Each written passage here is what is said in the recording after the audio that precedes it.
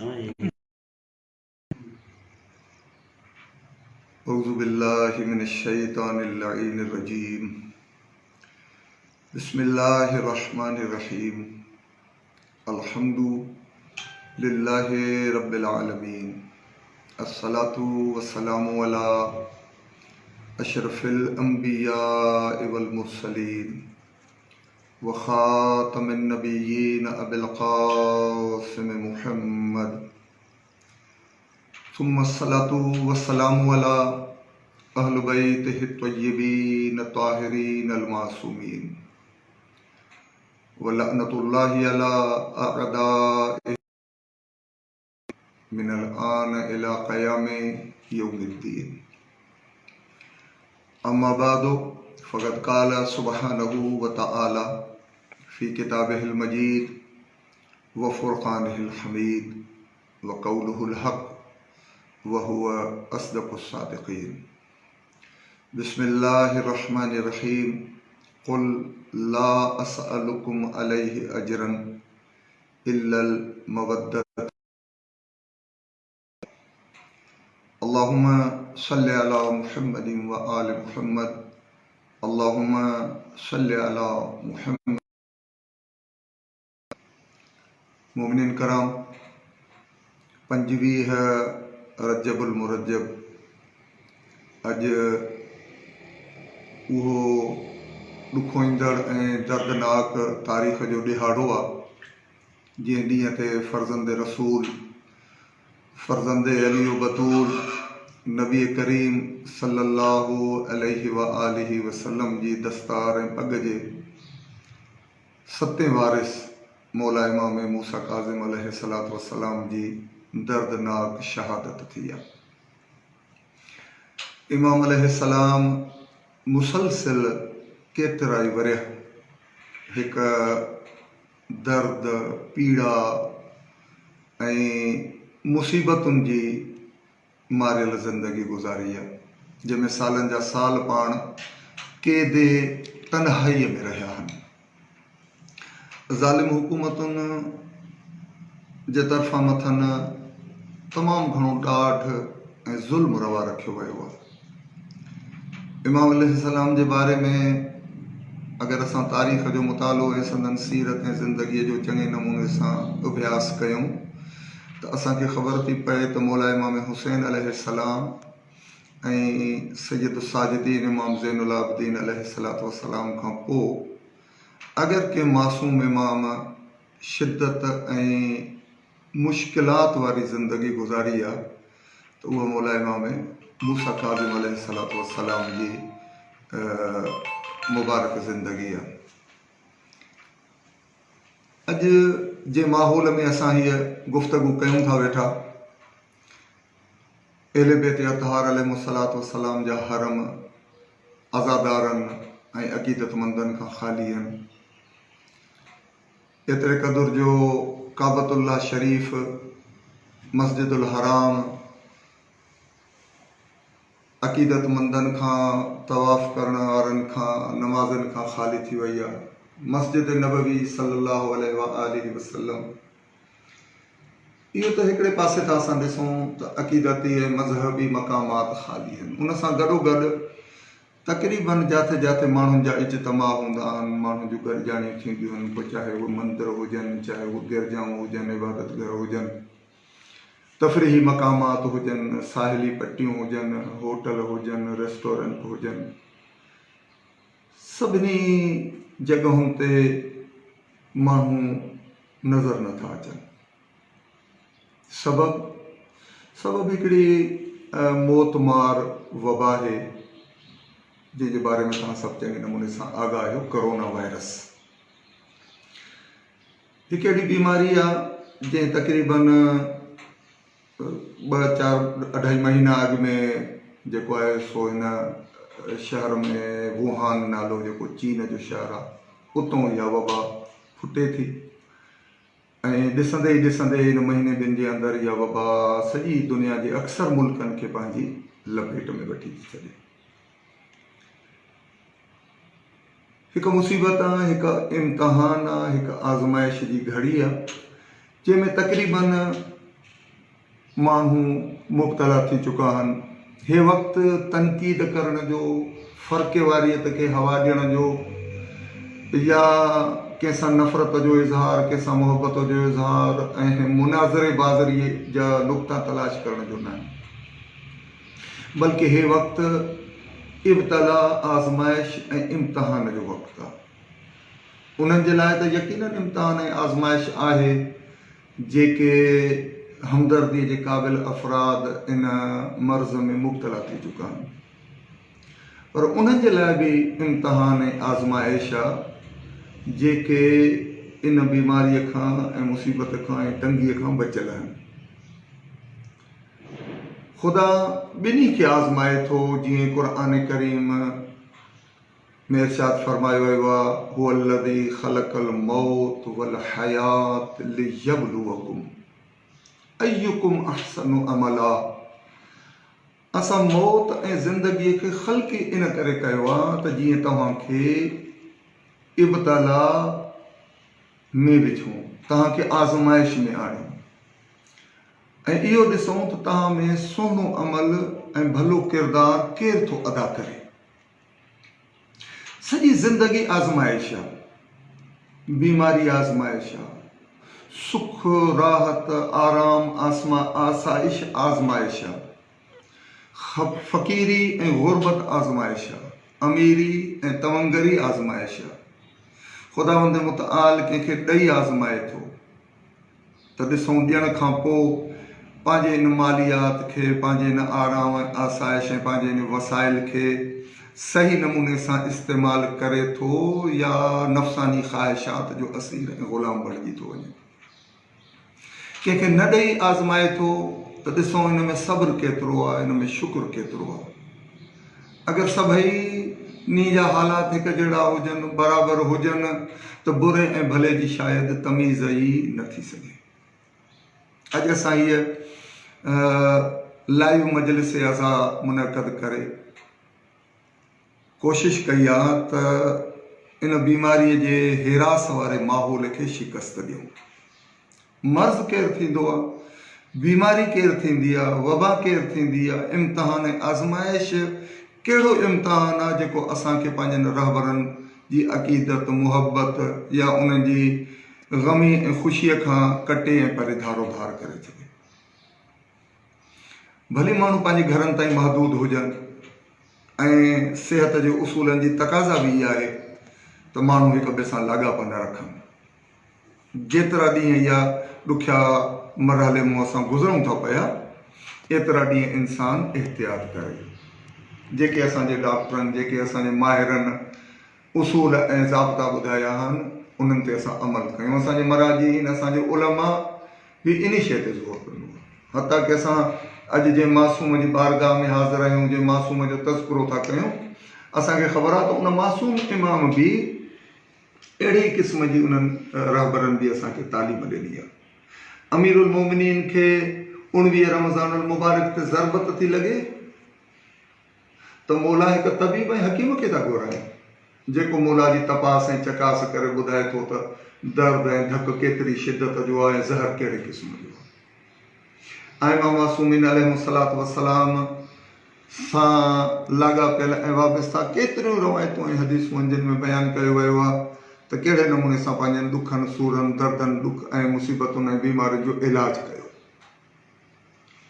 कहिड़े नमूने सां सफ़ाई जे उसूल ॿुधाया विया आहिनि, बहितरीअ जा उसूल ॿुधाया विया आहिनि ऐं इस्लाम सफ़ाईअ खे ईमान जो जुज़ ऐं हिसो करार ॾिनो आहे। इन सभिनी शयुनि खां हटंदे अॼु हिन मजलिस अज़ा, हिन ज़िक्र अहले बैत जे तवसुत ऐं तवसल सां मां जेको को अहिड़ो मोमिन फ़र्द जंहिंमें ॻाल्हाइण जी सलाहियत आहे, जेको मौला जो ज़िक्र थो करे, को ज़ाकिर आहे, को ख़तीब आहे, को आलिम आहे, जेको अहले मिंबर आहे, मां उन जी बारगाह में बि दस्तबस्ता गुज़ारिश कंदुसि त ख़ुदा इन शइ जो इंतज़ारु न कयो त वरी सुख ऐं सताबा ॾियारा अचनि, वरी इहे मुसीबतुनि जो माहौल ख़तमु थी वञे ऐं वरी असांखे माण्हू दावतूं ॾियनि, वरी वॾा शामियाना लॻनि, वरी उन्हनि में हज़ारनि माण्हुनि जो इज्तमा थिए ऐं दिगियूं न्याज़नि जूं बचनि ऐं असांखे ॻरा ॻरा हदिया ऐं नज़राना ॾिना वञनि ऐं पोइ वञी असां मजलिस अज़ा खे ख़िताब कयूं। नंढड़ी असां हिकिड़ी कोशिशि कई आहे ऐं केतिरा ई उलमाए कराम अहिड़े क़िस्म जूं कोशिशूं जारी रखियूं था अचनि। अचो इंतज़ारु न कयूं, बल्कि असां हिन सोशल मीडिया खे वसीलो बणाए, असां यूट्यूब खे वसीलो बणाए, असां हिन ऑनलाइन सिस्टम खे वसीलो बणाए, असां हिन लाइव नशरियात खे वसीलो बणाए इन्हनि शयुनि खे मोमिन ऐं अज़ादार बणायूं। त जीअं असांजो ज़िक्र अहले बैत सां मुहबत जो इज़हार, हे ग़म आले मुहम्मद ऐं अहले बैत जी जेके मुसीबतुनि जा ॾिहाड़ा जेके दरअसल अजर रिसालत आहिनि, छा बीमारी असांखे अजर रिसालत खां हटाए छॾींदी? छा इम्तिहान ऐं आज़माइश आई इन करे आहे त इन मुसीबत में इंसान केतिरो इस्तक़ामत खां कमु थो वठे, केतिरो सब्र खां कमु थो वठे, केतिरो इंसान साबित क़दम थो रहे त जीअं असां जेको आहे सो इन्हनि तकलीफ़ुनि में हूंदे बि पंहिंजे असल हदफ़ ऐं मक़सद खां परे हटी न वञे। अगरि अहले बैत अतहार जी आज़ादारी असांजी शहरगाह, अगरि ज़िक्र मुहम्मद आले मुहम्मद असांजी ज़िंदगी आहे त पोइ असांखे तादमे हयात जेसि ताईं सिसीअ में साहु आहे इन सिलसिले खे जारी रखणु घुरिजे। अहिड़ा ॾिहाड़ा पे दर पे माह मुबारक रजब आहे या शौबान आहे जंहिंमें मीलाद मासूमिन जा प्रोग्राम आहिनि, छा असां इंतज़ारु कंदासीं त इज्तिमा गॾु थिए, वॾी स्टेज ठहे ऐं असांखे माण्हू मिनथूं करे घुराइनि ऐं असां उते वञी मिंबर ते वेही पंहिंजो ख़िताब बयानु कयूं? जी न, असांजी ज़िमेदारी आहे, इश्क मवदत ऐं मुहबत जी तक़ाज़ा आहे त असां हिननि ॾींहंनि में भले अंदाज़ में हिननि शयुनि खे वसीलो बणाईंदे, हिननि जदीद आलात खे वसीलो बणाईंदे, कंप्यूटरनि ऐं मोबाइलनि खे वसीलो बणाईंदे, पंहिंजनि भलनि भलनि कैमराउनि खे वसीलो बणाईंदे असां मोमिनीन ताईं मुहम्मद आले मुहम्मद जा फ़ज़ाइल ऐं मसाइब वारो पैगाम पहुचायूं। ऐं अगरि इन अंदाज़ में सुकून सां आराम सां मोमिन जेके पंहिंजे घरनि में महदूद आहिनि, छा अॼु 25 रजबुल मुरज्जब शहीद बगदाद मौला इमाम मूसा काज़िम अलैहिस्सलातु वस्सलाम जे मुसीबत ऐं ग़म जे ॾिहाड़नि खां कटियल रहनि? जी न, असांजे हिन लाइव मजलिस जे अज़ा मुनक़द करण जो मक़सदु ई इहो आहे त असां पंहिंजनि ज़ाकिरनि, ख़तीबनि ऐं उलमा खे बि इन पासे ॾे ध्यानु छिकायूं। हीअ त उहा आज़माइश ऐं इम्तिहान आहे ऐं तव्हांखे ख़बर आहे आज़माइश ऐं इम्तिहान में कुझु माण्हू कामयाबु वेंदा आहिनि, कुझु नाकाम थींदा आहिनि। इन आज़माइश ऐं इम्तिहान खे बहानो बणाए कुझु माण्हू फ़र्क़े वारी त खे हवा वेठा था ॾियनि, कुझु माण्हुनि इन खे मास्क महांगा करे ऐं मुख़्तलिफ़ क़िस्म जूं घुर्बल शयुनि जा अघु वधाए इन मां पंहिंजी नफ़्सानी ख़्वाहिशात ऐं पेट जो दोज़ख भरण में पूरा लॻा पिया आहिनि। उन सां गॾोगॾु इन इम्तिहान ऐं आज़माइश में कुझु तंज़ीमूं, कुझु शख़्सियतूं, दीनी इदारा, चाहे उन्हनि जा पाण में केतिरा बि इख़्तिलाफ़ात हुजनि, उन्हनि पंहिंजनि इख़्तिलाफ़ात खे भुलाए मोमिनीन जी ऐं बीमारीअ में विचिड़ियल ऐं फाथल इंसान ज़ात जी ख़िदमत में मसरूफ़। ख़ुदा जीअं हुननि खे थो आज़माए, हिननि आज़ाद माण्हुनि खे बि आज़माए थो पियो। सलाम आहे असांजे उन्हनि डॉक्टरनि ते, असांजे उन्हनि नर्सनि ते, असांजे उन अमले ते, असांजे उन स्काउट्स ते, उन तंज़ीमी जवाननि ते, उन्हनि उलमा ते, उन्हनि NGOs ते जेके इंसानियत जी ख़िदमत में मुसलसिल मसरूफ़ आहिनि। ऐं इन मसरूफ़ियत जे करे जीअं अगरि असां गॾिजी वेही दुआऊं घुरंदा आहियूं ऐं अमई युजीबुल मुज़तर इज़ा दआहु जा नारा बुलंद कंदा आहियूं, रहबर मुअज़्ज़म हज़रत आयतुल्लाह उज़्मा सैयद अली हुसैनी ख़ामिनई दामत बरकातुहुल आलिया इहो असांखे हिकिड़ो नुस्ख़ो इरशाद फ़रमायो त सहीफ़ा सजादिया, सहीफ़ा कामिला जेको असां वटि अहले बैत अतहार जो अता कयल मौला इमाम सज्जाद जो अता कयल दुआउनि जो हिकिड़ो अज़ीम मजमूओ आहे। इन जी 7 नंबर दुआ पढ़ण जी मोमिननि खे ताक़ीद कयो वियो आहे त इन दुआ खे पंहिंजो विर्द ऐं वज़ीफ़ो बणाइनि।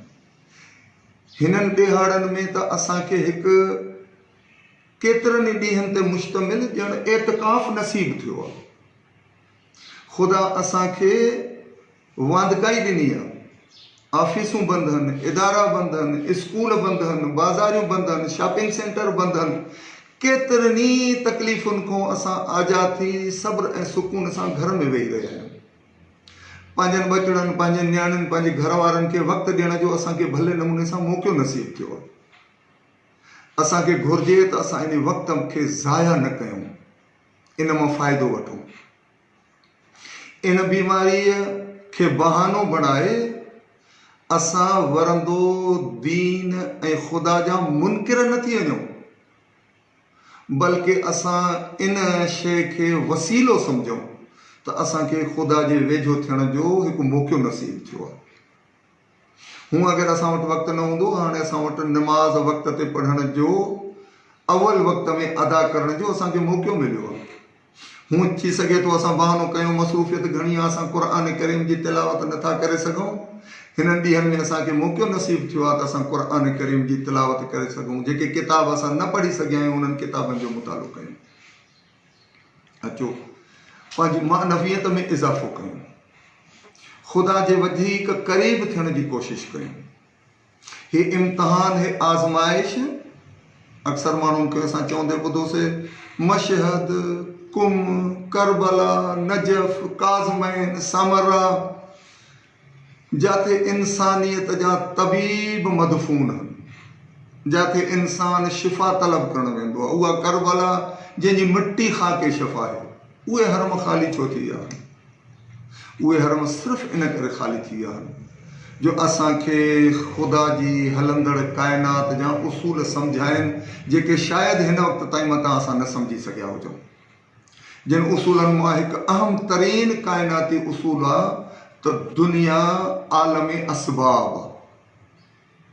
दुनिया जे हलण जो हिकिड़ो दस्तूर आहे, हिकिड़ो कानून आहे, हिकिड़ो क़ाइदो आहे। करामत ऐं मौजज़ो इस्तिस्नाई हालात में बर्पा थींदो आहे ऐं चंद माण्हुनि जे लाइ थींदो आहे। छा असांखे इहा ख़बर न आहे त हसनैन करीमैन अलैहिस्सलातु वस्सलाम जे लाइ जन्नत मां लिबास था अचनि? बार बार न, फ़क़ति हिकु अधु मरतबो उतां लिबास अची इहे हस्तियूं काइनात खे इहो सबक़ थियूं ॾियनि त असांजा अख़्तियारात, असांजा असरात, असांजी हैसियत, असांजो रुतबो एतिरो आहे जो असां चाहियूं त ज़मीन ते वेही आसमान तां लिबास घुराए सघूं था, आसमान तो ग़िज़ा घुराए सघूं था। पर उहा ग़िज़ा हर वेले नथी अचे, उहो लिबास हर मौक़े ते नथो अचे, सिर्फ़ु इन करे जो आइमा ऐं अंबिया अलैहिमुस्सलातु वस्सलाम इंसानियत जा आइडियल रहबर ऐं अॻुवान आहिनि। अगरि उन्हनि जी मानी हर वेले आसमान तां नाज़िल थिए, अगरि उन्हनि जो लिबास हर वेले आसमान तां नाज़िल थिए, त असां तव्हांखे इहो बहानो मिली वञे त असां चऊं त साईं, हाणे साईं जन जी मानी त आसमाननि तां थी अचे, साईं जन जो लिबास बि आसमान तां थो अचे, साईं जन खे बुख नथी लॻे, साईं जन खे उञ नथी लॻे, साईं जन जूं त सभु ज़रूरियात मौजज़ात सां पूरियूं थियूं थियनि। असां अहिड़नि हस्तियुनि जी पैरवी कीअं था करे सघूं? इहो ई सबबु आहे जो अमीरुल मोमिनीन यहूदनि जे बाग़नि में मज़दूरियूं करे, एले बैत अतार मुलाइमा में जाफ़र सादिक, मुलाइमा में मूसा काज़िम, जंहिंजी अॼु असां शहादत था मल्हायूं, उहो असांजो सतों रहबर नबी कर सरकार जी पग ऐं दस्तार जो वारिस पंहिंजे बाग़नि में पाण बेलचो ऐं कोडर खणी कमु कंदे असांखे तारीख़ ॿुधाए थी नज़र था अचनि। सिर्फ़ु इन करे त इंसान ज़ात जे लाइ हिकिड़ो नमूने अमल थी सघे। ख़ातून जन्नत सैयदतुन निसा हज़रत जनाब फ़ातिमतु ज़हरा सलामुल्लाह अलैहा पंहिंजे हथ सां पाण जंड थियूं खाइनि पीअनि, अटो थियूं ठाहिनि, पंहिंजे हथनि सां मानियूं थियूं पचाइनि, बाहि थियूं ॿारनि ऐं पंहिंजे बचनि खे मानी थियूं खाराइनि। केतिरा ई वेला उन अज़ीम घर में बुखूं बि काटिजनि थियूं, सिर्फ़ु इन करे त जीअं ॾुखियनि ऐं बुखियनि खे अहसासु थिए ऐं उन्हनि हस्तनि खे पंहिंजो रहबर ऐं आका ऐं मौला तस्लीम कनि। ख़ुशहालीअ जे दौर में आइमा अलैहिमुस्सलातु वस्सलाम समाज जे बुखियनि ॾुखियनि माण्हुनि खे विसारनि नथा। अहले बैत जी इहा सीरत अॼु असांजे लाइ नमूने अमल आहे।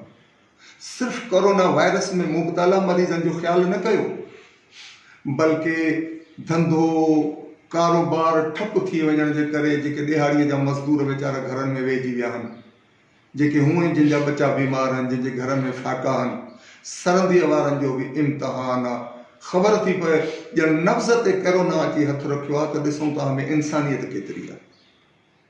तव्हां पंहिंजे ओड़े पाड़े जे ग़रीबनि यतीमनि बुखियनि ऐं बदहाल माण्हुनि जो ख़्यालु केतिरो था रखो।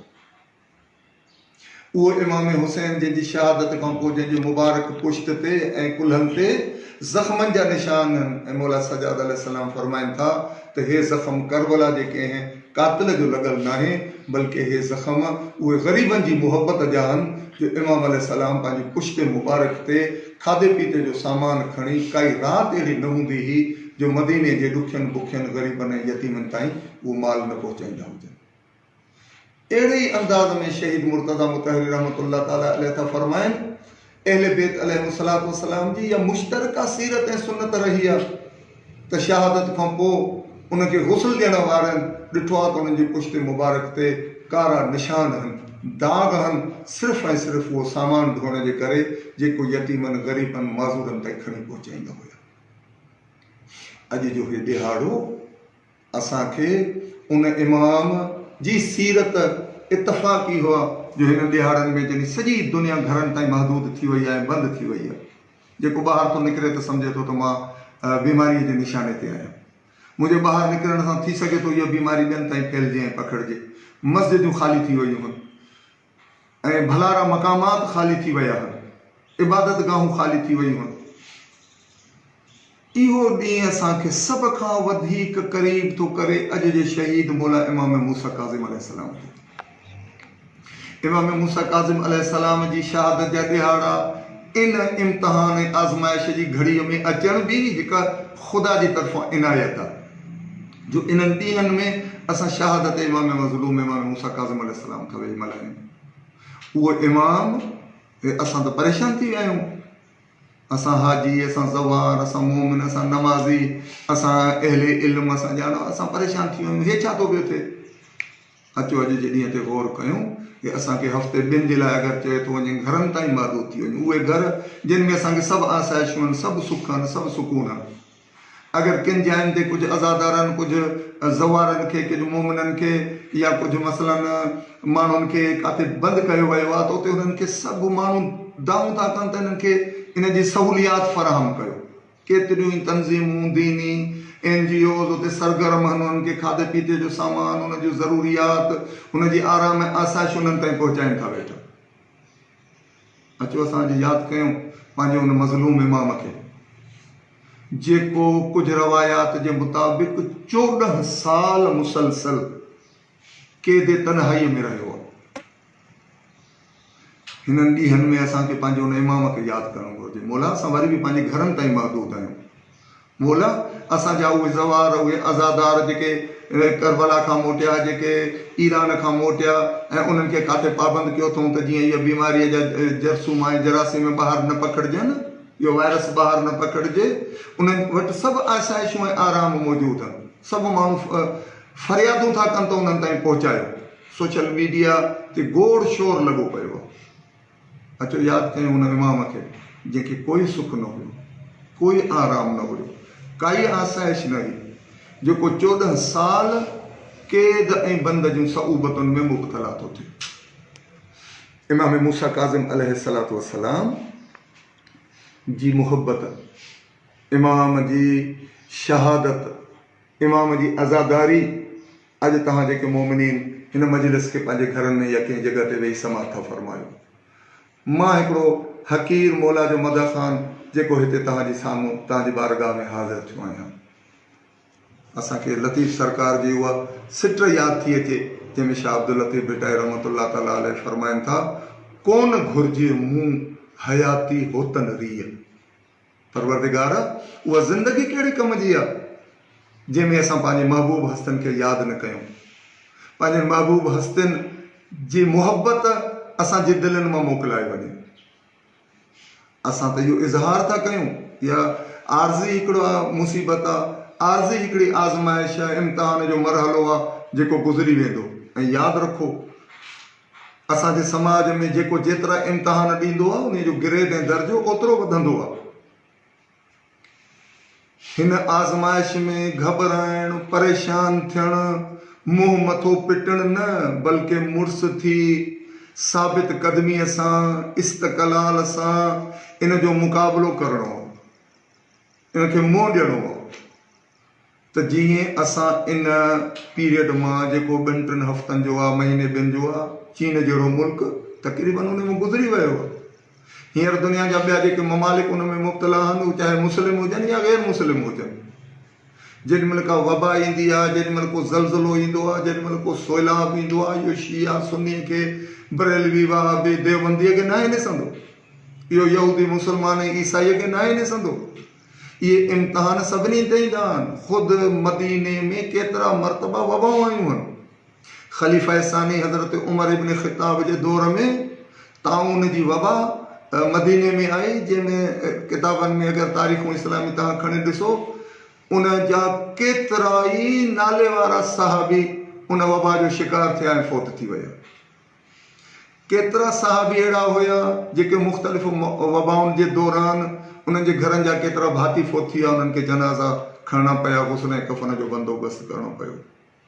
हिकिड़े सहाबीअ जूं उन वबा में हिक ई वक़्त में मगर वारियूं फ़ौत थी वियूं, जो इन शइ में अची परेशान थियो त हाणे छा मां अगरि हिकिड़ीअ खे अॻु में थो दफ़न कयां ॿिए खे पोइ, त छा उन्हनि जे हक़ अदा करण में मां कोताही त न कंदुसि।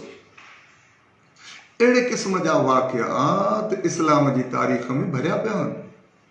असांजे लाइ त माह मुबारक रमज़ान आहे, असां वटि त एतकाफ़ आहे। असां तव्हां त 40 ते 100 किलोमीटर पंधु करे आज़ादारी इमाम मज़लूम जा प्रोग्राम बर्पा करे पाण खे इन जी मश्क कराईंदा आहियूं मुसीबतुनि मां गुज़रण जी।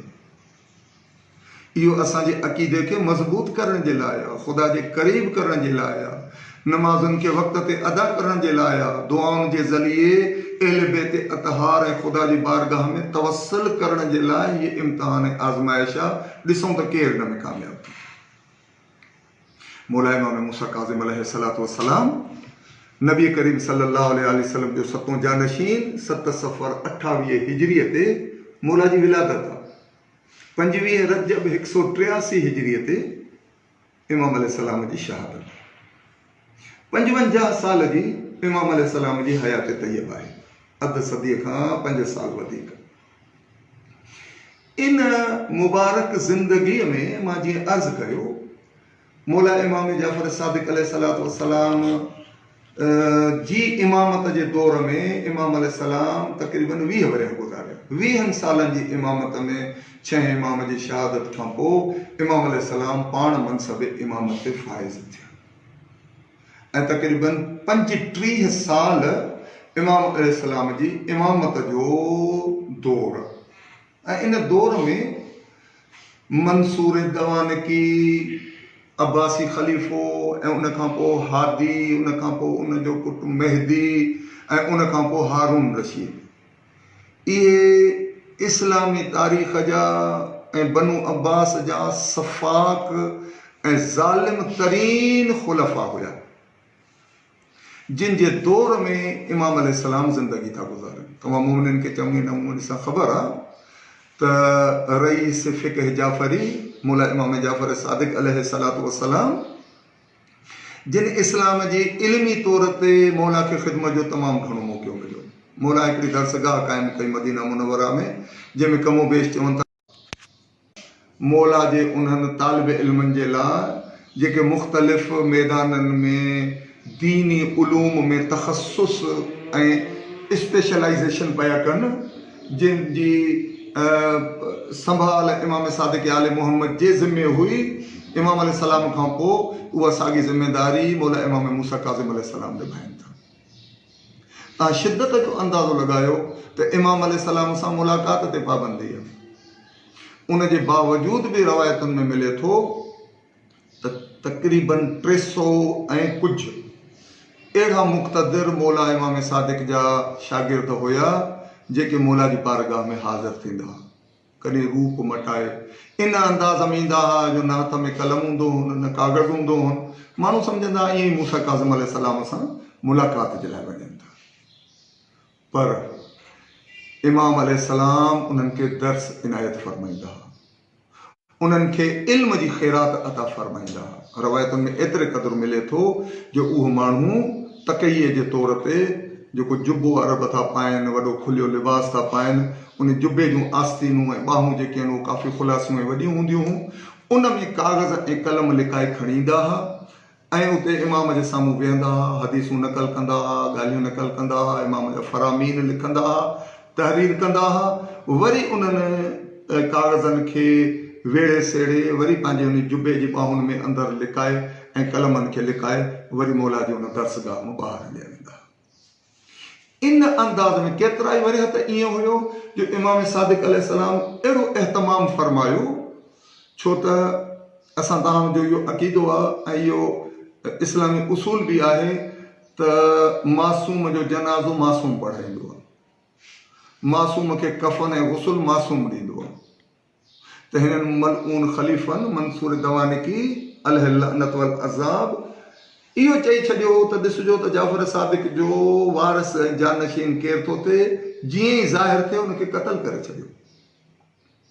पर इमाम अलैहिस्सलाम हिकु सियासी वसियतनामो तहरीर फरमायो। पंहिंजे फर्ज़ंद रशीद मौला इमाम मूसा काज़िम जेके हुज्जत ख़ुदा हुया मौला खां पोइ, उन्हनि जी ज़िंदगीअ जे तहफ़ुज़ जे लाइ इमाम सादिक अलैहिस्सलाम वसियत इहा कई त मुंहिंजो जानशीन वक़्त जो ख़लीफ़ो आहे।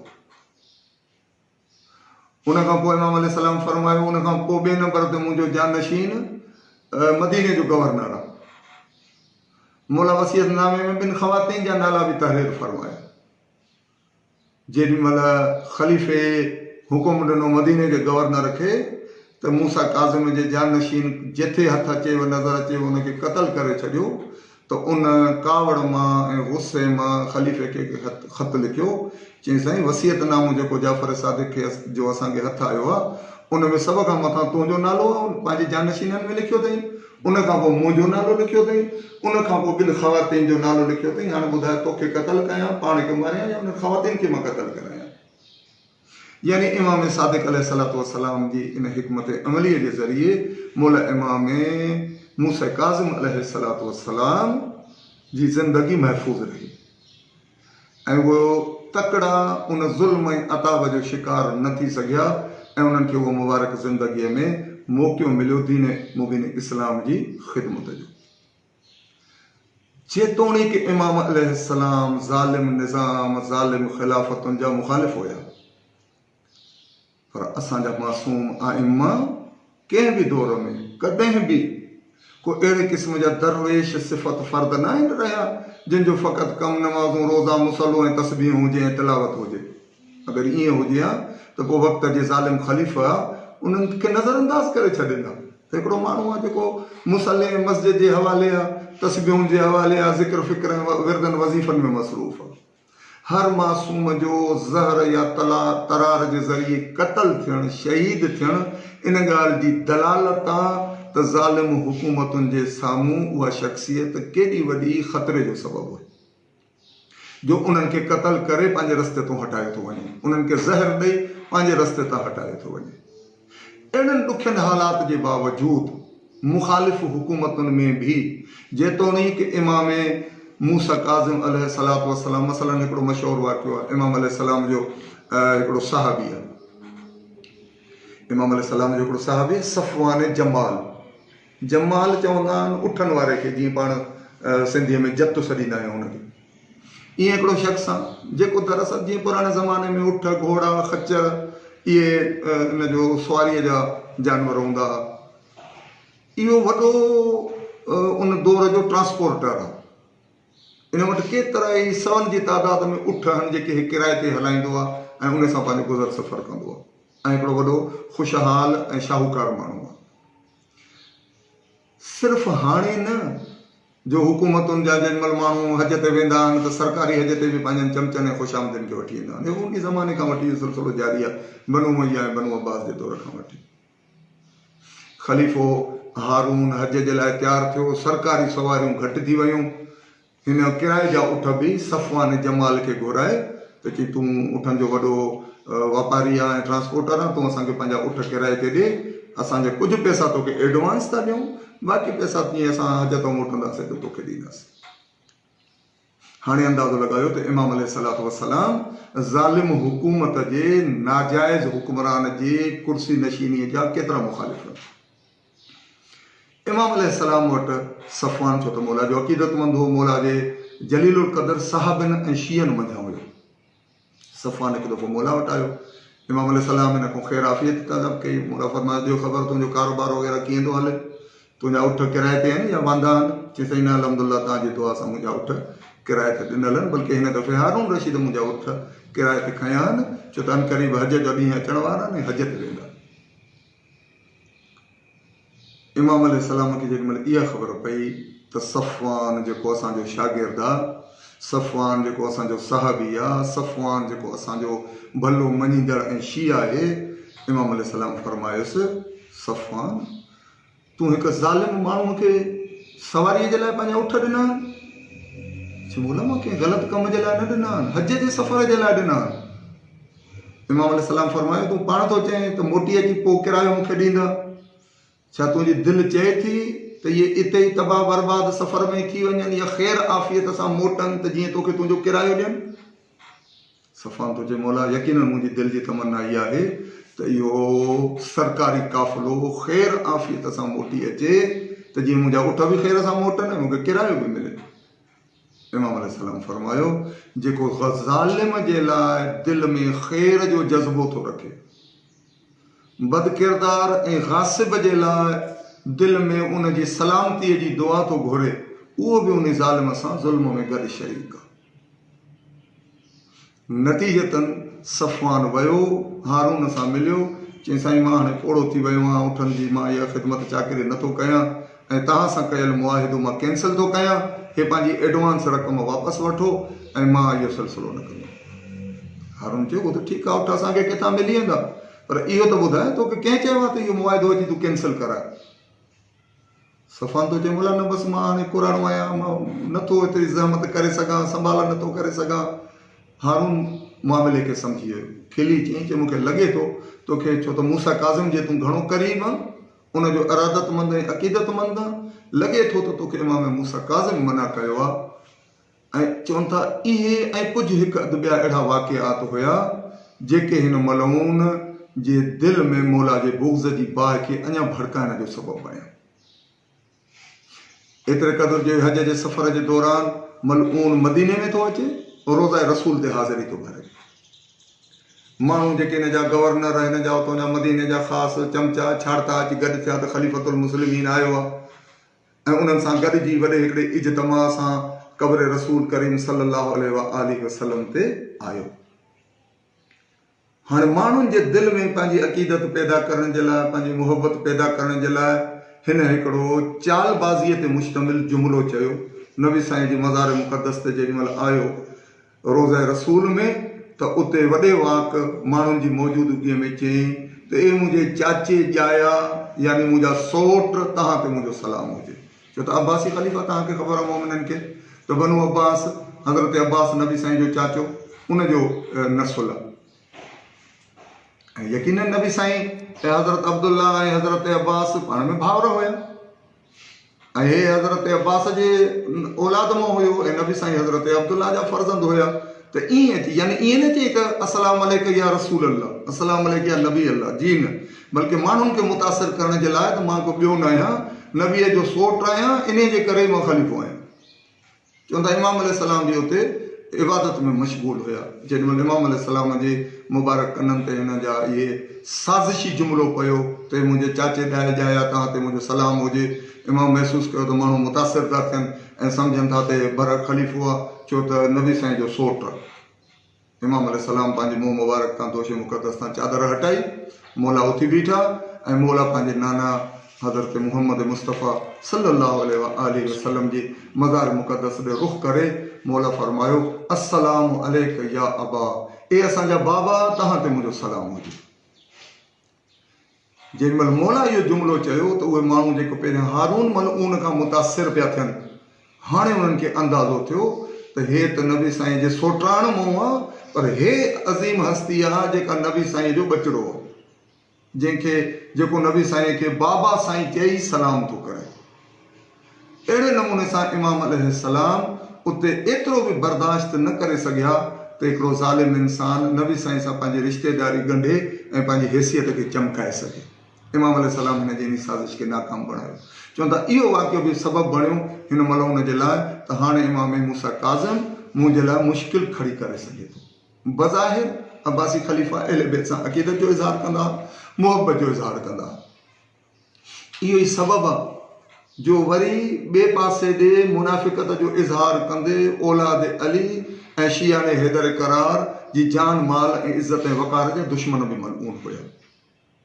इमाम अलैहिस्सलाम इहा बि हिकमत अमली तय कई हुई। अॼुकल्ह मसलन जीअं असां वटि चवंदा आहिनि को ज़ालिम हुकूमतुनि में हे फलाणो मोमिन कीअं आहे, उन्हनि मोमिननि खे जेके ज़ालिम हुकूमतुनि में वज़ारतुनि ते आहिनि, गवर्नरनि ते आहिनि, मुख़्तलिफ़ हैसियतुनि ते फ़ाइज़नि ऐं आहिनि मौला जा अज़ादार अहले बैत जा हुबदार, उन्हनि जे लाइ मौला इमाम मूसा काज़िम जे दौर जी हिकिड़ी शख़्सियत हज़रत अली इब्न यक़तीन वॾी अहम शख़्सियत आहे जेको मौला जे अज़ीम शागिर्दनि ऐं शियनि मां आहे। इमाम अलैहिस्सलाम अली इब्न यक़तीन खे पाण मुक़ररु फरमायो हो त तव्हां अब्बासी ख़िलाफ़त तव्हांजो घणो एहतराम थी करे, तव्हांजी हुते हैसियत ठहियलु आहे, तंहिंजे करे अगरि हो तव्हांखे अनक़रीब हिकिड़ो मनसब ऐं उहिदो आछींदा तव्हां उहो उहिदो क़बूल कजो। चवनि था अली इब्न यक़तीन केतिरा दफ़ा मौला खे चयो, मौला मां ज़ालिमनि सां गॾु, तव्हां त ज़ालिमनि सां ईअं नफ़रत था कयो, अगरि मूंखे चओ था त हुनजी हुकूमत जो हिसेदार बणिजां। इमाम अलैहिस्सलाम फरमायो मां तोखे इन शर्त ते इजाज़त थो ॾियां, हिकिड़ो वाइदो मां तोसां थो कयां, ॿियो वाइदो तूं मूंसां कर। अली इब्न यक़तीन चयो मौला हुकुम फरमायो। मां कहिड़ो वाइदो? इमाम चयो इन वाइदे ते इन्हनि जे ज़ालिम हुकूमत में वज़ारत क़बूल कर। इन वाइदे पहिरियां वाइदो मां थो तोसां कयां त इन्हनि जी हुकूमत में तोखे क़ैद न मिलंदो, इन्हनि जी हुकूमत में तुंहिंजे रिज़्क़ रोज़ीअ जा दरवाज़ा बंदि न थींदा, इन्हनि जी हुकूमत में तोखे क़त्ल न कयो वेंदो। मां तोसां इहो वाइदो थो कयां त तूं इन्हनि जे अताब खां, शिदत ऐं ज़ुल्म खां महफ़ूज़ रहंदे। चयो मौला मां इन जे एवज़ कहिड़ो वाइदो कयां? इमाम अलैहिस्सलाम फरमायो उन जी हुकूमत में वज़ारत क़बूल कर, इन्हनि मुसीबतुनि खां मां वाइदो थो कयां तूं बचंदे, तूं मूंसां इहो वाइदो कर त उते मनसब ते रही, उहिदे ते रही, असांजे मञण वारनि जो, मुहम्मद आल मुहम्मद जे पैरोकारनि जे हक़नि जो ख़्यालु रखंदे, उन्हनि जे कमनि ऐं मुश्किलात खे, मसइलनि खे हल कंदे, ऐं अगरि उहिदे जे बावजूदि, वज़ारत उज़मा जे बावजूदि अगरि को असांजो मञण वारो तोसां मिलण जे लाइ अचे त उनखे इज़त बि ॾींदे ऐं उनखे हक़ बि ॾींदे। अली इब्न यक़तीन वाइदो कयो। इमाम अलैहिस्सलाम जी मुबारक सीरत जी हिकमत अमलीअ जो अंदाज़ो लॻायो।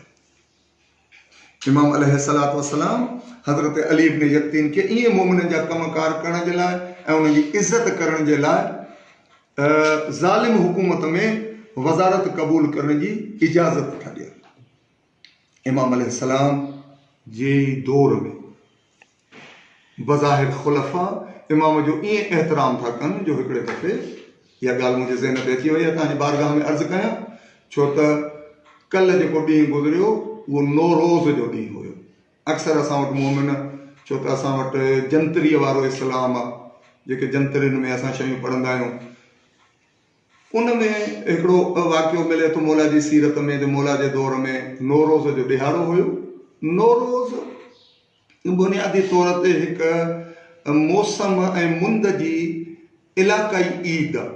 जीअं असां वटि हिंदुस्तान पाकिस्तान में माण्हू बसंत मल्हाईंदा आहिनि, बहार जी आमद जी ख़ुशीअ में भला कपिड़ा पाईंदा आहिनि, हिंदू होली मल्हाईंदा आहिनि, ईअं ई ईरान में इस्लाम खां बि सवें साल अॻु में, सदियूं अॻु में नौरोज़ मल्हायो वेंदो आहे। नौरोज़ शमसी साल जो पहिरियों ॾिहाड़ो आहे। नौ माना नौ, रोज़ माना ॾींहुं। नौरोज़ माना 9 ॾींहं साल जो पहिरियों ॾिहाड़ो जे तौर ते मल्हायो वेंदो आहे, छो त बहार इन्हनि ॾींहंनि में हूंदी आहे, इन करे 20-21 मार्च ते नौरोज़ मल्हायो वेंदो आहे। इहो हिकिड़ो मौसमी त्योहार आहे, हिकिड़ो इलाक़ाई ॾिहाड़ो आहे, जंहिंजो दीन ऐं शरई अहकामात ऐं दीनी ईदुनि सां, जीअं ईद उल फितर आहे, ईद उल अज़हा आहे, या ईद मुबारक गदीर आहे, ईद मुबाहिल आहे, इन्हनि क़िस्म जी शयुनि सां हुनजो कोई वास्तो न आहे। नए साल जी आमद जी ख़ुशी आहे, इन में अगरि को मल्हाए थो ऐं जाइज़ तरीक़े सां हुन में को ग़लति कमु नथो करे, काई कबाहत न आहे। ऐं ईरानी इस्लाम खां अॻु में खां वठी मल्हाईंदा ईंदा आहिनि। हींअर बि तुंहिंजो मुल्क जी क़ौमी ईद आहे, जंहिं ते जेको आहे सो पैगामात रहबर मौज़ूम इमाम ख़ुमैनी बि नशर फ़रमाईंदा। पर हे वाक़ियो इन करे अर्ज़ थो कयां जीअं मोमिननि खे इन ॾींहं जी हैसियत जी ख़बर पइजी वञे। हारून रशीद इमाम खे मसनद ते विहारियो, चइसि अॼु मुंहिंजी तबियत सही न आहे, नौरोज़ जो ॾींहुं आहे, इन ॾींहं ते माण्हू ईंदा आहिनि मूंखे ईद जी मुबारक ॾियणु ऐं तोहफ़ा तहाइफ़ सूखड़ियूं हदिया नज़राना ॾींदा आहिनि, तव्हां मुंहिंजी जॻह ते वेहो ऐं इहे सभु शयूं क़बूलु कयो ऐं उहो जेके शयूं बि मिलंदियूं उहे सभु तव्हांजियूं आहिनि, जीअं वणेव इस्तेमालु कयो। इमाम अलैहिस्सलाम फरमायो, मां पंहिंजी नाना जी हदीसुनि ते पूरो गौर ऐं वीचार कयो आहे, मूंखे काई रवायत ऐं हदीस अहिड़ी न मिली आहे जंहिं मां इहो साबित थिए त नौरोज़ को इस्लामी ईद जो ॾिहाड़ो आहे, जीअं ईद उल फितर आहे, जीअं ईद उल अज़हा आहे, या मसलन जीअं ईद मुबारक ग़दीर वग़ैरह आहे। इहो हिकिड़ो इलाक़ाई रस्मी ॾिहाड़ो आहे, इन जो इस्लाम सां कोई ताल्लुक़ न आहे। बहरहाल हिन जे मजबूर करण ते इमाम अलैहिस्सलाम वेठा ऐं इमाम अलैहिस्सलाम खे माण्हू उहे नज़राना ऐं तोहफ़ा तहाइफ़ सूखड़ियूं पाखड़ियूं जीअं वॾनि माण्हुनि खे ॾींदा आहिनि, इमाम अलैहिस्सलाम वटि गॾु थींदियूं रहियूं। केतिरा ई जेतिरा माण्हू आया हुआ, उते हिकिड़ो मोमिन शाइर बि हुयो जेको मौला जी शान में कुझु अची शेर पढ़ियईं। इमाम अलैहिस्सलाम जेतिरो बि सामान गॾु थियो उहो उन मोमिन खे अता फरमाए छॾियो। यानी ॿुधाए छॾियऊं त असां अगरि कंहिंखे हक़दार बि सम्झूं था त उहे कंहिं ग़रीब मोमिन खे वधीक था सम्झनि। इमाम अलैहिस्सलाम उन खे अता कयो। इन मां असांखे ख़बर पए थी इहो मौला जे दौर जो वाक़ियो नौरोज़ जे हवाले सां। उन खां पोइ सफ़वान जमाल जो मां तव्हांजी बारगाह में वाक़ियो त कीअं ज़ालिम निज़ाम ऐं हुकूमत में भाङे भाईवार थियणु मौला क़बूल नथा कनि। इन शर्त ते वरी अली इब्न यक़्तीन खे इजाज़त था ॾियनि त मोमिननि जे हुकूक जो दिफ़ा कंदे, उन्हनि जो इज़त ऐं एहतराम कंदे त असां तोखे इन शइ खे क़बूल करण जी इजाज़त ॾियूं था, बल्कि पाण असां तोखे मुक़ररु था कयूं त तूं इन सिलसिले खे वञी अॻिते वधा। उन खां पोइ असांखे इमाम अलैहिस्सलाम जी सीरत तय्यबा में थी सघे त मोमिननि ताईं इहा ॻाल्हि न पहुतल हुजे। रहबर मुअज़्ज़म 250 साला इंसान जे हवाले सां जेको हिकिड़ो किताब रक़म फरमायो आहे, उहे साईं जे ख़ुतबा ते ऐं तहरीरुनि ते मुश्तमिल आहे। उन में रहबर मुअज़्ज़म हिकिड़ो वाक़ियो लिखियो आहे त इमाम अलैहिस्सलाम एतिरी गुमनामीअ जी ज़िंदगी गुज़ारी आहे, इन्हनि क़ैदो बंदि जा 14 साल कटे बाक़ी, त जीअं ज़ालिम हुकूमतुनि जे हथ वस खां असां थोरो पासीरा रहूं।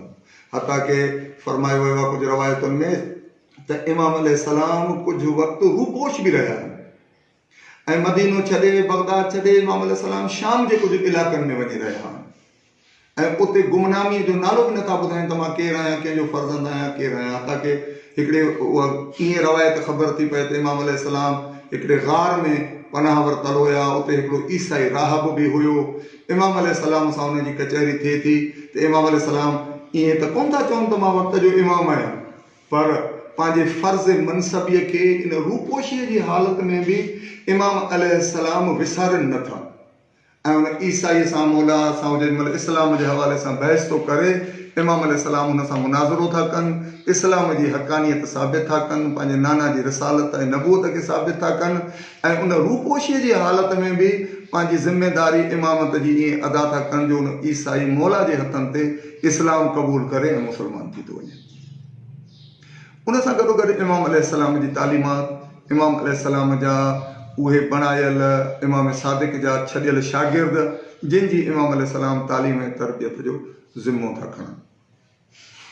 सवाल थींदो आहे इहो त अरबईन ते करोड़े माण्हू मौला हुसैन जी बारगाह में वञनि था, 25 रजब ते लखनि जी तादाद में माण्हू काज़मैन में मौला इमाम मूसा काज़िम जे हरम में आज़ादारीअ जे लाइ हाज़िर था थियनि। 14 साल इमाम काज़िम अलैहिस्सलाम क़ैद ऐं बंद जी सऊबतुनि में मुश्किल वक़्त में क़ैद तन्हाईअ में गुज़ारियो आहे। किथे हुया मोमिन? आज़ादारो। इहा हिकु तल्ख़ हक़ीक़त आहे। मौला इमाम हुसैन अलैहिस्सलाम सां साथ ॾियण जे लाइ हेॾी वॾी इस्लामी दुनिया मां फ़क़्ति 72 माण्हू। उन खां पोइ दीगर आइमा जे दौर में माण्हुनि जो जेको आहे सो काल लॻो पियो आहे। मोमिन मौजूदु न आहिनि आइमा मासूमिन जी साथ ॾियण जे लाइ।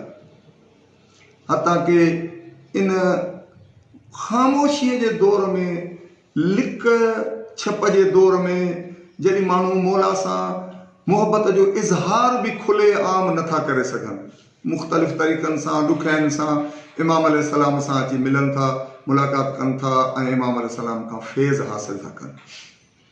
इहो ई सबबु हो जो कुझु अरसे जे लाइ दीन जा अहकामात ॿुधाइण जे लाइ इमाम अलैहिस्सलाम जी वालिदा गिरामी मौला इमाम जाफ़र सादिक़ अलैहिस्सलातु वस्सलाम जी ज़ौजा मोहतरमा हज़रत सैयदा हमीदा ख़ातून सलामुल्लाह अलैहा इन बीबीअ खे इहो ज़िम्मो रखियो वियो त तव्हां ख़वातीन जे ज़रिए या कुझु तरीक़नि सां माण्हुनि ताईं दीन जा अहकाम मासूम खां वठी तव्हांजे तवसत सां पहुचाया वेंदा।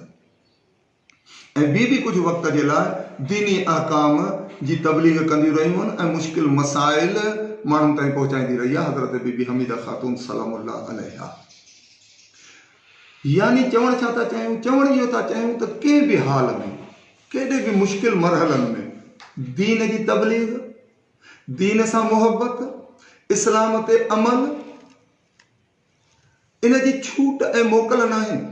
हता के हिननि ॾुखियनि हालात में जॾहिं असां घरनि ताईं महदूद थी विया आहियूं, असांखे मौला अलैहिस्सलातु वस्सलाम जो उहो सोनहरी जुमिलो यादि रखणु घुरिजे जॾहिं इमाम मूसा काज़िम अलैहिस्सलाम मुसलसिल सालनि जा साल क़ैद में रहिया ऐं कुझु माण्हुनि जी उते मौला सां मुलाक़ात थी ऐं मौला खे चयो, मौला हुननि खे ॾिसी मौला जो हाल हुननि ते ग़म तारी थी वियो। चयो, मौला तव्हां अहिड़ी शिदत ऐं मुसीबत में मुब्तला आहियो, अहिड़ी तकलीफ़ में आहियो, अहिड़े क़ैद खाने में आहियो जिते सिजु लहे थो त ख़बर कान थी पए, सिजु उभरे थो त उस कान थी अचे, सिज जी ॾींहं जी रोशनीअ जी ख़बर नथी पए, तव्हां अहिड़े मुश्किल हालात में आहियो। त इमाम अलैहिस्सलाम जी इस्तक़ामत, मौला जो सब्र ऐं मौला जी जेको आहे सो इन में बहादुरीअ जो तव्हां अंदाज़ो लॻायो त इमाम अलैहिस्सलाम हिते बि वाक़ई वेण नथा कनि त हा भाउ मां वॾी मुसीबत में आहियां, मां ॾाढी तकलीफ़ में आहियां, बल्कि रवायत चए थी त इमाम अलैहिस्सलाम थधो साह भरे उन पुछण वारे खे चवनि था, हे शख़्स मां पाण दुआऊं घुरंदो हुउमि त परवरदिगारा मूंखे फराग़त ॾे, परवरदिगारा मूंखे अहिड़ी वांदकाई ॾे जो मां कुझु वक़्तु तोसां पंहिंजो राबितो मज़बूत कयां, तुंहिंजी इबादत दिलि खोले कयां। असांखे उहे जुमिला यादि था अचनि जेके मौला इमाम हुसैन अलैहिस्सलाम शब आशूर था चवनि, जेॾी महिल इजाज़त था घुरनि 9 मुहर्रम ते जेका जंग थियणी हुई, मौला था चवनि हिकिड़ी राति असांखे मोहलत ॾियो त जीअं असां दिलि खोले ठो करे पंहिंजे परवरदिगार जी इबादत करे सघूं, नमाज़ूं पढ़ी सघूं। इमाम मूसा काज़िम अलैहिस्सलाम पंहिंजे ॾाॾे जो उहो जुमिलो मौला हुसैन हिकिड़ी राति घुरी। इमाम मूसा काज़िम अलैहिस्सलातु वस्सलाम 14 सालनि जी क़ैद ते नाशुक्रीअ जो इज़हार नथा कनि, ख़ुदा जी रज़ा ते ईअं राज़ी था रहनि, हता के इन दौरान चवंदा केतिरा ई भेरा ज़ालिम ख़लीफ़नि पंहिंजनि छाड़तनि जे ज़रिए इमाम ॾे पैगाम मोकिलियो त तव्हां असांखां माफ़ी घुरो, त असांजे ख़िलाफ़ तव्हां अहिड़े क़िस्म जी बयानबाज़ी न कंदव, असांजे ख़िलाफ़ इक़दामात न कंदव, असांजे ख़िलाफ़ नफ़रत जो इज़हार न कंदव। अगरि तव्हां रुगो लिखत में माफ़ी घुरी छॾियो त असां तव्हां सभु मुसीबतूं खणी छॾींदासीं ऐं तव्हांखे माल ऐं दौलत सां नवाज़ींदासीं, तव्हां सुख ऐं चैन सां भली ख़ुशहाल ज़िंदगी वञी गुज़ारियो। इमाम मूसा काज़िम अलैहिस्सलाम फरमाइनि था, ज़ालिम खां चङे कम जी माफ़ी, मां पंहिंजे पर में को ग़लति कमु कयो ई न आहे जंहिंजी मां माफ़ी घुरां। इमाम अलैहिस्सलाम फरमाइनि था त मां माफ़ी न घुरंदुमि, मूंखे क़ैद क़बूल आहे। यानी इन हद ताईं सब्र ऐं इस्तक़ामत जो मुज़ाहिरो था कनि मौला इमाम मूसा काज़िम अलैहिस्सलातु वस्सलाम। ऐं उन पुछण वारे खे चवनि था त मां ख़ुदा खां दुआऊं पई घुरियूं त परवरदिगारा मूंखे अहिड़ी वांदकाई, अहिड़ी फराग़त जा ॾिहाड़ा भला अता कर जो मां तुंहिंजी इबादत करे सघां। मौला था फरमाइनि, मुंहिंजे करीम रब ॼण मुंहिंजी दुआ क़बूल कई आहे जो मूंखे अकेलाई निवेकलाई ॾिनी अथई, मां सुकून सां पंहिंजे परवरदिगार जी इबादत थो कयां। हिननि मलाईन ज़ालिम हुकूमतुनि इमाम ते इल्ज़ाम हणण जे लाइ चवनि था, हिकु दफ़ो हिकु फ़ाहिशा औरत खे मौला ॾे उमाणियो त मूसा काज़िम नौजवान आहे, हेतिरो वक़्तु अकेलो गुज़ारियो आहे, तूं वञ उन जे क़ैद खाने में ऐं इमाम खे पाण ॾे माइल करण जी कोशिश कर।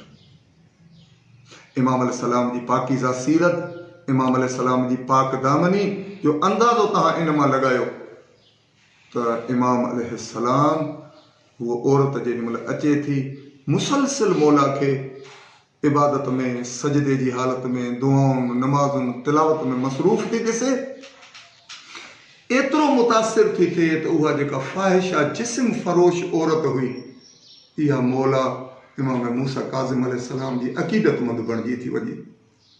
रोअंदी ॿाहिरि निकिरी थी अचे त तव्हां कहिड़े शख़्स खे गुमराह करण जे लाइ, हुन ते इल्ज़ाम लॻाइण जे लाइ मूंखे मोकिलियो आहे? मां त हुन में सवाइ ख़ैर, नेकी, नूरानियत ऐं चङाई भलाई जी कुझु ॾिठो ई न आहे। हीअ जेॾीमहिल औरत सरेआम अची दरबार ख़िलाफ़त में मौला जी साराह ऐं अज़मत बयान थी करे, हिन खे दहमान दाबा दड़का ॾिना था वञनि त असां त तोखे मोकिलियो त सैयद मज़लूम ते तूं इल्ज़ाम हणजां, इन ते इहो इल्ज़ाम हणजां त हिन मुंहिंजी इज़त में हथु विधा आहिनि, पर तूं ॿाहिरि अची हुनजी फ़ज़ीलत ऐं अज़मत बयान थी करे, असां तोखे क़तल करे छॾींदासीं। इहे थी चए हाणे मां पाण वधीक हिन ज़िंदगीअ मां बेज़ार थी पई आहियां। अहिड़ी ज़िंदगी जेॾीमहिल हुजत ख़ुदा ते मां इल्ज़ाम लॻायां, ओड़ीअ खां मौत भलो आहे। चवनि था इन खां अॻु में जो हिन मोमिना ते कोई हमिलो थिए, हीअ पाण किरी पई ऐं मौला जी बारगाह में फ़रियाद करे चए, मूसा काज़िम मुंहिंजी शफ़ाअत जो ज़िम्मो खणजां, मां तुंहिंजी मुहबत में अॼु पंहिंजी ज़िंदगी ख़ुदा जे हवाले थी कयां। फ़ौत थी वञे। इमाम अलैहिस्सलाम जे दौर जो हिकिड़ो नंढिड़ो वाक़ियो बयानु करे तव्हांजी मज़ामत खे ख़तमु कयां।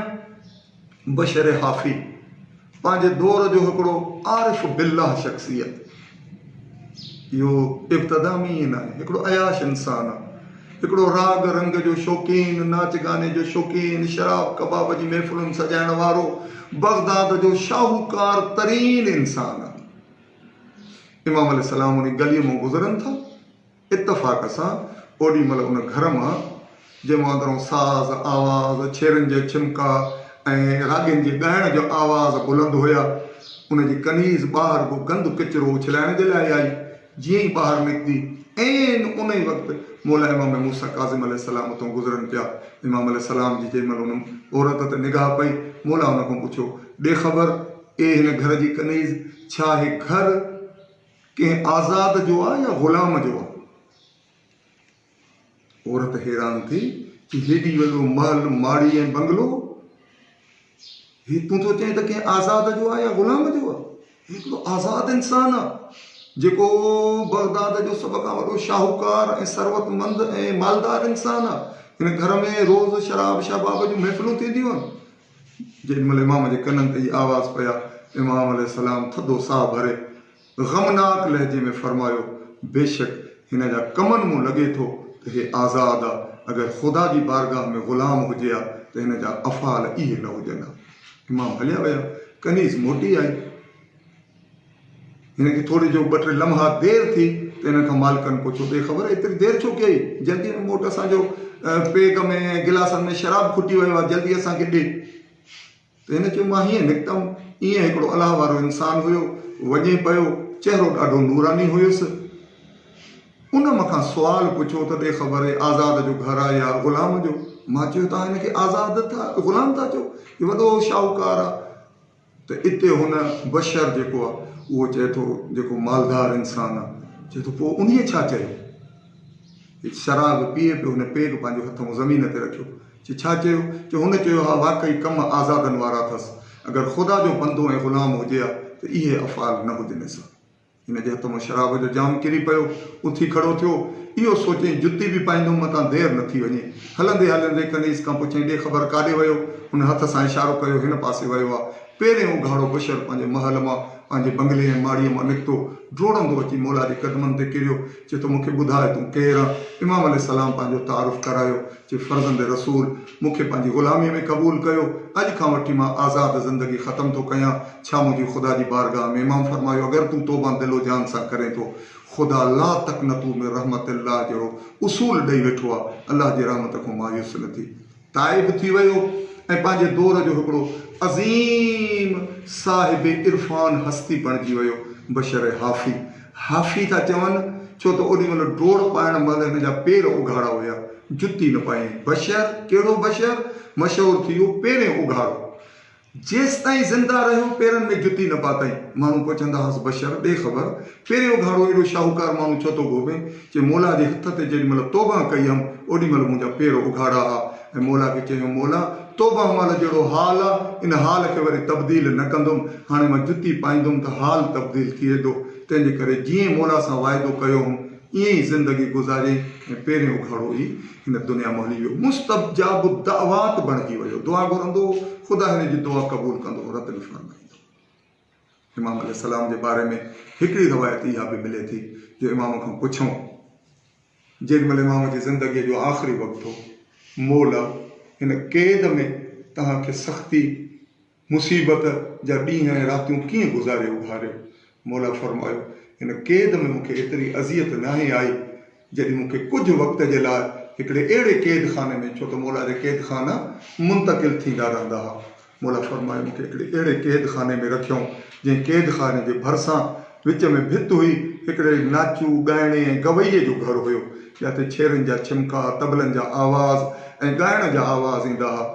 मौला फरमायो ॿियनि क़ैद खाननि जा सालनि जी अज़ियत ऐं सख़्ती हिकिड़े पासे ऐं कुझु उहे रातियूं जेके उन्हनि साज़नि ऐं आवाज़नि वारे क़ैद खाने सां गॾु मां रहियुमि, मूंखे वधीक तकलीफ़ ऐं अज़ियत महसूसु थी, छो त मुंहिंजे कननि ते छेरनि जा ॻाइण जा ऐं नचण जे आवाज़ तबलनि जा आवाज़ मुंहिंजे कननि ते पहुचंदा। आज़ादारो हे उहो इमाम जंहिंसां जॾहिं कॾहिं कॾहिं मुश्किल हालात में दारोगनि खे रिश्वतूं ॾेई नज़राना ॾेई माण्हू अची मुलाक़ात कंदा हुआ। इमाम अलैहिस्सलाम जो हिकिड़ो अक़ीदतमंद मौला वटि आयो हो। मौला फरमायो हुउसि आईंदा साल जॾहिं अचे त तोसां मुंहिंजी मुलाक़ात बगदाद जी पुल ते थींदी। इहो बगदाद जी पुल उहा ई पुल जंहिंखे यादि करे पुले बगदाद खे अज़ादार मौला मज़लूम जे ग़म में ॻोढ़ा ॻणींदा। मौला जी यादि में मातमदारी ऐं सीना ज़नीअ जो एहतमाम कंदा। अचो अॼु पंहिंजे घरनि में वेही ग़मे फ़र्ज़ंद ज़हरा ग़मे फ़र्ज़ंद रसूल में ॿ ॻोढ़ा ॻाइण जी कोशिशि कयो। मौला फरमायुसि त तुंहिंजी आईंदा साल अगरि अचे त मूंसां मुलाक़ात कुझु रवायतुनि में बयानु कयो वियो आहे, सोगनामा आले मुहम्मद वारे बि लिखियो आहे त तोसां मुंहिंजी मुलाक़ात पुले बगदाद ते थींदी। संदी इब्न शाहब जेको हिकिड़ो ग़ैर मुस्लिम दारो हुआ, सभिनी ज़िंदाननि खां पोइ इहो मलऊन वधीक सख़्ती करण वारो दारो हुओ। इमाम अलैहिस्सलाम इहे आख़िरी ॾींहं जॾहिं इमाम अलैहिस्सलाम खे कुझु अंगूरनि में ज़हर मिलाए ॾिनो वियो ऐं तबीबनि खे घुरायो वियो ऐं उन्हनि खां इहा शाहिदी ॾियारी वई ऐं उहा दस्तावेज़ ठाहे इमाम जे मथां सीने ते रखी वई त मूसा काज़िम पंहिंजी मौत पाण थो भरे, हिन जे मथां कंहिं बि क़िस्म जी सख़्ती न कई वई आहे। जंहिंमहिल हिनखे मलऊन इमाम अलैहिस्सलाम जी बारगाह में कुझु वधीक अंगूरनि खाइण जी तक़ाज़ा कई, इमाम अलैहिस्सलाम जे अखियुनि में ॻोढ़ा तरी आया। इमाम अलैहिस्सलाम फरमायो मुंहिंजूं हेतिरियूं नियाणियूं हेतिरा फ़र्ज़ंद, उहो इमाम आज़ादारो जंहिं इमाम जी नियाणी सैयदा मासूमा कुम सलामुल्लाह अलैहा पंहिंजे भाउ जी मुहबत में मशहद पहुती ऐं कुम आई, उहा बीबी इमाम मूसा काज़िम जी नियाणी ऐं उन खां अलावा ॿी नियाणियूं मौला जा कसीर औलाद आहे। इमाम अलैहिस्सलाम फरमाइनि था मुंहिंजो कोई पुटु मुंहिंजी काई नियाणी मूंसां गॾु कान्हे, मां अकेलो क़ैद खाने में आहियां। जॾहिं तुंहिंजो कमु हिकिड़े अंगूर मां थी थो सघे मूंखे वधीक अंगूर न खाराए। चओ था 3 ॾींहंनि ताईं इमाम अलैहिस्सलाम जे जिस्म मुतहर ते उहो अंगूरनि जे ज़हर जो असर ज़ाहिर थियो। इमाम अलैहिस्सलाम जो जिस्म मुक़द्दस सब्ज़ थी वियो अंगूर जे असर जे करे। इमाम अलैहिस्सलाम जी जेॾीमहिल शहादत जो वक़्तु क़रीब आयो त हिननि मलऊननि कोई बि इमाम जो हामी हुते बगदाद में मौजूदु न हुयो। हिननि मलऊननि छा कयो, 4 हबशी ग़ुलाम घुराया, हिकिड़े ताबूत ते इमाम अलैहिस्सलाम खे सुम्हारियो वियो। सादा ई सैयद मज़लूम जे हथनि में हथ कड़ियूं, पेरनि में ॿेड़ियूं ऐं ज़ंजीर तने मुक़द्दस ते मौजूदु हुया। इमाम अलैहिस्सलाम जे जनाज़े खे मज़दूर खणी हिननि खे इहा दस्तूर ॾिनो वियो जेॾीमहिल ॿाहिरि निकिरो त इहो ऐलान कंदा वञिजो राफ़िज़नि जो इमाम मरी वियो। जंहिंजे को पंहिंजी मौत पाण मोह आहे। अज़ादारान इमाम मज़लूम इमाम जे जनाज़े खे खणी होॾो इमाम जो उहो साहबी इमाम जो उहो मञण वारो जंहिंसां इमाम वाइदो कयो त आईंदा साल इन ई तारीख़ ते तोसां मुंहिंजी मुलाक़ात पुले बगदाद ते थींदी।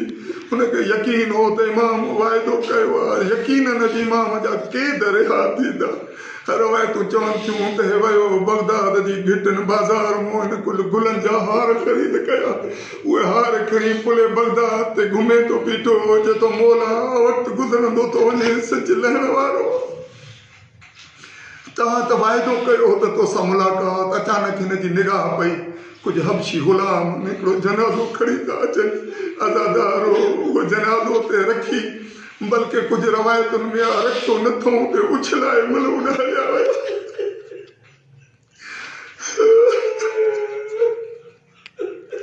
इमाम अलैहिस्सलाम जे जिस्म मुक़द्दस खे रखी हे इमाम जो अक़ीदतमंद आयो आहे बीठो थो अॻिते पोइते अचे वञे थो बेचैन आहे। अचे थो मौला हिकु दफ़ो सोचे थो अचे थो लॻे थो कंहिंजो कैदीअ जो जनाज़ो आहे कोई लावारिस आहे। जेसि ताईं इमाम अचनि मुंहिंजो इमाम जो हुकुम आहे अगरि को लावारिस मुस्लमान जे मुल्क में मरी वञे त मुस्लमाननि ते लाज़िम आहे त हुनजे गुस्ल कफ़न जो एहतमाम कनि। अज़ादारो हे आयो आहे जेॾीमहिल अची क़रीब पहुतो आहे जनाज़े जे मथां हिकिड़ो बोसीदा मेरो पुराणो कंबल ॾिनल आहे। हिन उन कंबल जो पला परे कयो आहे। जीअं ई चेहरे तां उहो कपिड़ो हटायो अथई हिकु दफ़ो मौला जे मुबारक चेहरे ते हिन मोमिन जी निगाह पई आहे। हिन जे हथनि मां गुलनि जा हार किरी पिया। चए थो अस्सलाम अलैका या इब्न रसूल अल्लाह। मौला मूंखे कहिड़ी ख़बर त मुलाक़ात हिन हाल में कंदो। ॼण चयो हूंदे मौला अगरि चओ हा त मां पंहिंजा पुट पंहिंजूं नुंहं धीअरूं वठी जा तुंहिंजूं 19 न्याणियूं मौला तोते रोअण वारी का धीअ कोन्हे। मौला तुंहिंजा हेतिरा फर्ज़ंद तोते कोई रोअण वारो कोन्हे। इन्ना लिल्लाहि व इन्ना इलैहि राजिऊन रिज़न बिक़ज़ाइही व तस्लीमन लिअम्रिही।